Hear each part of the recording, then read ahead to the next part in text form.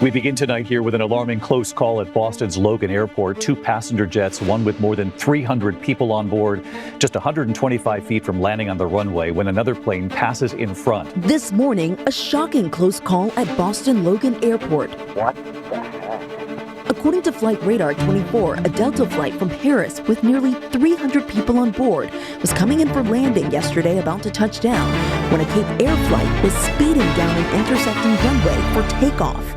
Wow, this one was really close at Logan International Airport. The Delta jet and a Cape Air airplane come within feet of each other. This was completely avoidable, but I'll tell you why it didn't end in a disaster. But let's watch. First, we're going to take a look at, this is from Stick and Throttle. It's a Microsoft simulator recreation of the incident, but it's extremely accurate. It's based on the ADS-B data, but let's watch. 263 Heavy Boston, tower, traffic holds on the crossing runway, runway 4 right, clear to land. Flight line 4 right, Delta 263 Heavy. Air 548, turn left heading 060, runway 15 right, clear for takeoff. Boston 015 right, complete, takeoff. Okay, let me pause it right there, because here's what's about to happen. Delta is coming in, Delta 263. It's an A330. They're cleared to land on runway 4 right, so there's parallel runways at Boston Logan. They're going to land on the landing runway 4 right, but there's also an intersecting runway 1533. That's actually the longest runway at Logan. Cape Air is a small Part 135 carrier that operates semi-scheduled operations out of Logan, basically to the Cape. That's why they're called Cape Air. They've got these little Cessna 402 airplanes that they fly. We'll talk about the experience of the pilots here in just a second, because that's maybe a factor, but they've cleared Cape Air for takeoff on runway 15, which cuts right across runway 4 right. Meanwhile, Delta's been cleared to land on 4 right. This was completely avoidable. Let's watch. They're on the roll. 303, contact Mercer. Archer 03, get in. Delta's still inbound. Delta 263 Heavy, go around and turn 10 degrees left. For Delta 263. They're about 150 feet above the ground. Air, go low. Going low, 48. I'd never heard that before. What the heck? The heck Heading is for right. Delta 263 Heavy. Delta 263 Heavy, turn left heading 300 on maintain 3000. Let's say 300 up to 3000 Delta 263 Heavy. That was close. Yeah, man. Not cool. Pretty heavy. We got a phone number we can call. That was close, he says. And there's another aircraft that chimes in that says, what the heck? Okay, that doesn't help anything. And I understand the temptation to want to key up the mic and say something when you see something like this happen. But the air traffic controller is clearly flustered. Now, what we're going to do is we're going to go back and we need to rewind the tape a little bit before this recreation that we talked about here and look at all of the ATC communications and what led to this. And then the thing that happened that made it so it wasn't a disaster. So let me jump into the air traffic because we got the ATC audio for you from the entire thing. Tower Delta 263 Heavy with you for 4 right. Delta 263 Heavy Boston, tower following Cessna 402 on a mile final, traffic holds on the crossing runway, runway 4 right, clear to land. Flight line 4 right, Delta 263 Heavy. Okay, so he tells me he's following a Cessna 402 on final. That's another Cape Air aircraft, but it's not the one that's in question, the one that's going to be cleared for takeoff. So everything's fine. Now, here's the background of what's going on. Delta 263 was a flight from Paris to JFK. You say, what are they doing at Boston? Well, they got diverted because of weather, so they went all the way down to New York's JFK.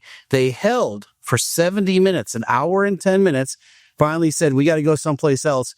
So they looked at the weather up in Boston. They traveled all the way up to Boston, and now they're on an approach into Boston. It's a nice, clear day in Boston, and they get waved off to go around and come back again. Now you're saying, first thing you're thinking is, they have enough gas for that? Well, if I'm the captain of that airplane, I'm going, I hope I got enough gas for this. They do, all right? So when you come from anywhere, they put enough reserve fuel on to go to your destination to hold for a certain period of time, and they up the amount of gas based on how much weather they expect that you're going to anticipate.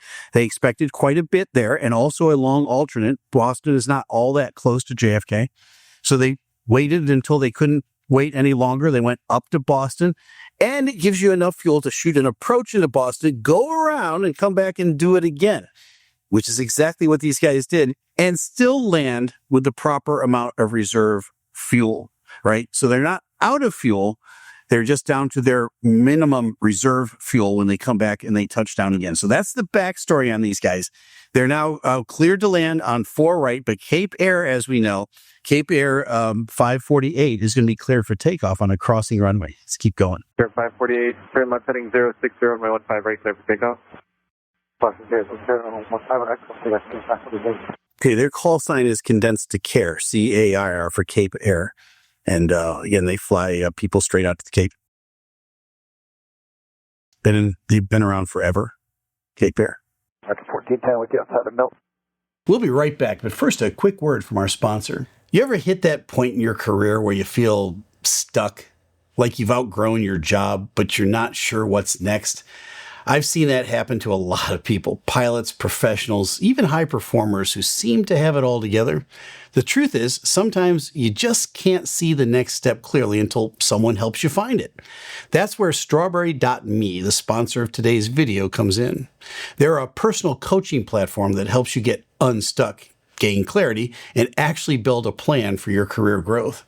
This isn't therapy or consulting. It's future-focused coaching that gives you direction, strategy, and accountability. Every coach on Strawberry.me is certified through ICF-accredited programs, so you're working with trained professionals who know how to guide you, not tell you what to do, but help you figure it out yourself.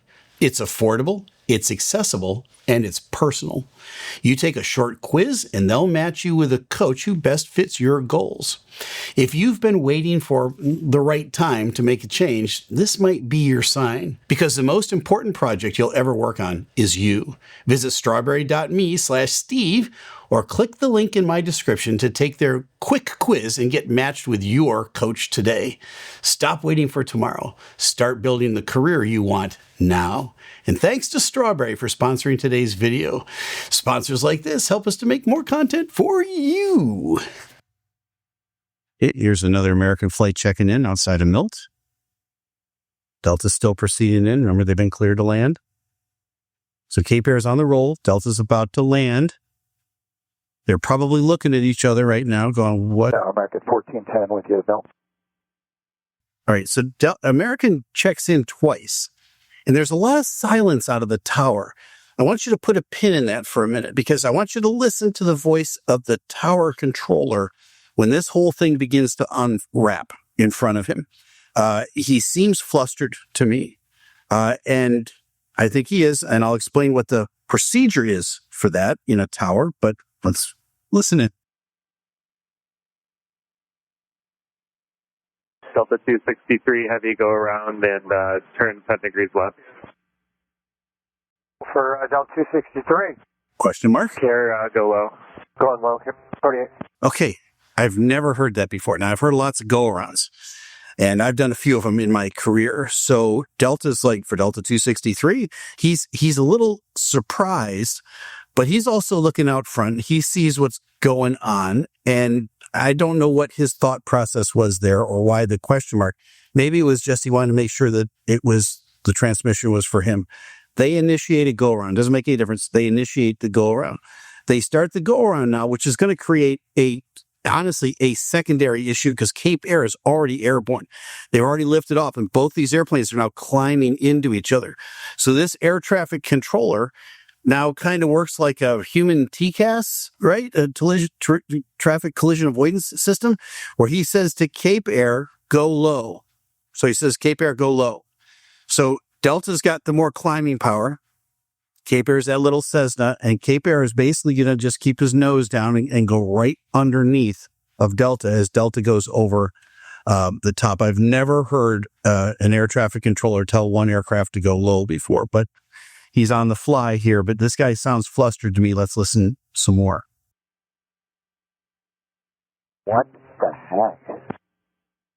That was from Cape Air 548. That's not helping.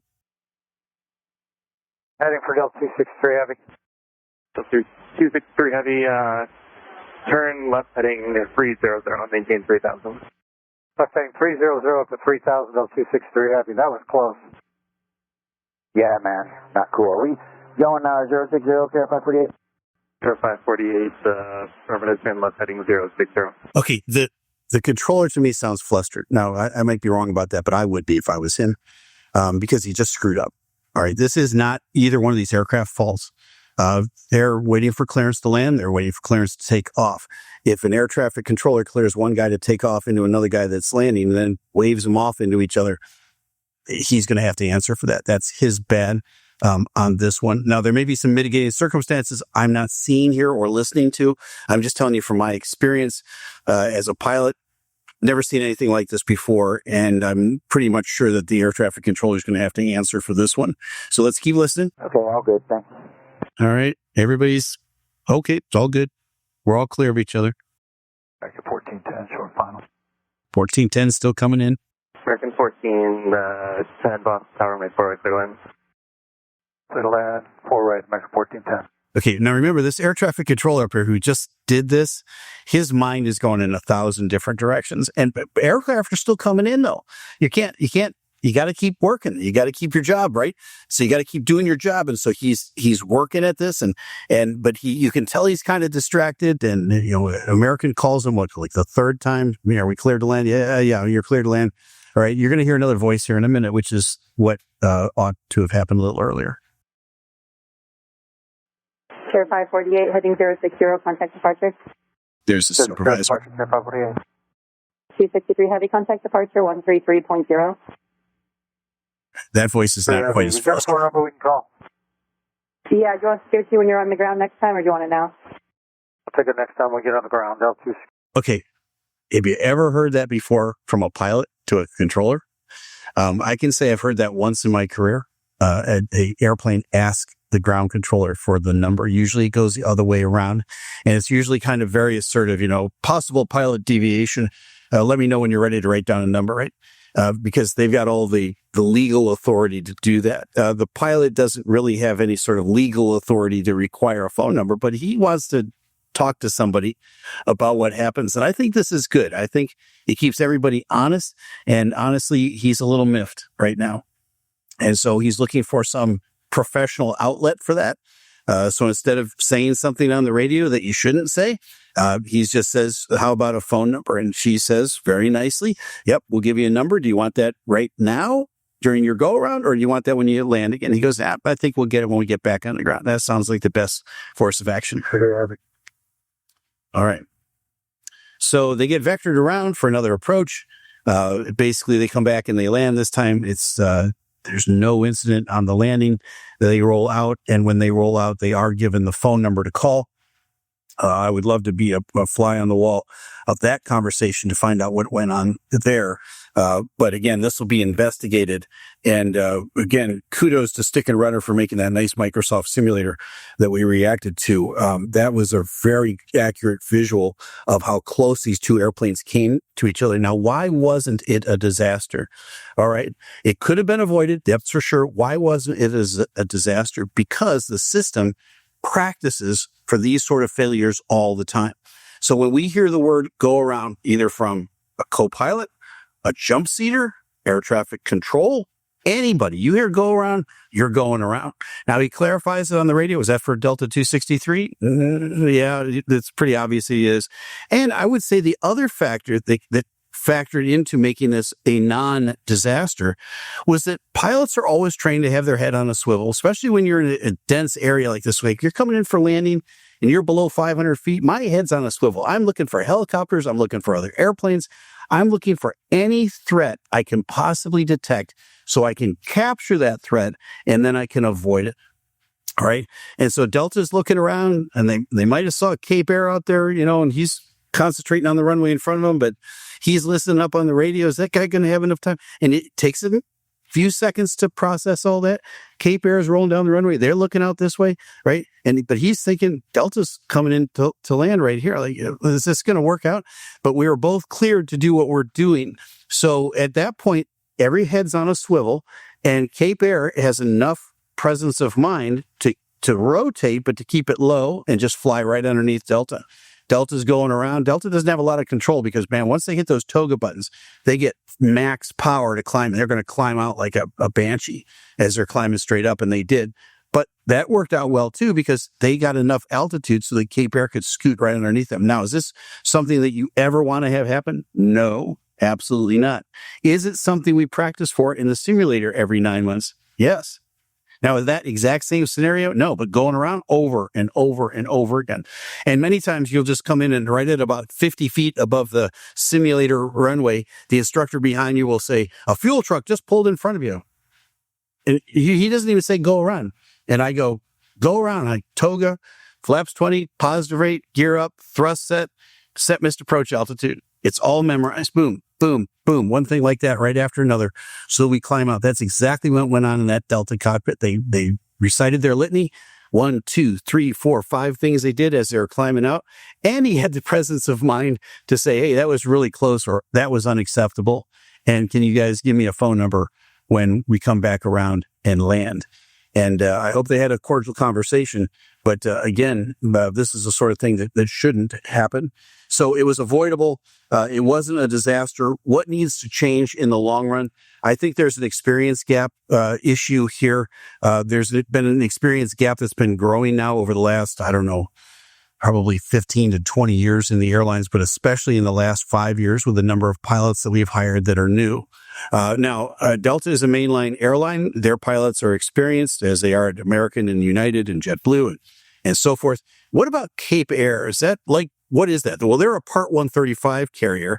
So 2 things are true there. Many times that's an entry-level job for a pilot to get their experience and their hours. They're not all the same restrictions as a Part 121 carrier. So that's a great place for them to get started. It's also a place for a guy like me who's just been forced out by law, by Congress at age 65. One day I was the captain of the biggest ship of the biggest airline in the world. And the next day, in order to get into the airport, I had to buy a ticket. All right. So we take all of that experience and we just throw it out the door at age 65. That pilot can go get hired at Cape Air. And I do know some guys that have. They went, and at age 65, they said, hey, what? I'm not done flying yet. I really want to fly. And they lived up in the Boston area, and they went and applied to Cape Air. And, at age 65 and a half, they're back in the cockpit flying those little Cessna 402s. And that's great because they can mentor those younger pilots. That's not a bad thing in and of itself. What I am saying is, why are we getting rid of the experienced pilots at Delta and the other airlines when we don't have to? Just because they had a birthday, right? That's a real head scratcher, and that needs to change. What needs to change in air traffic control?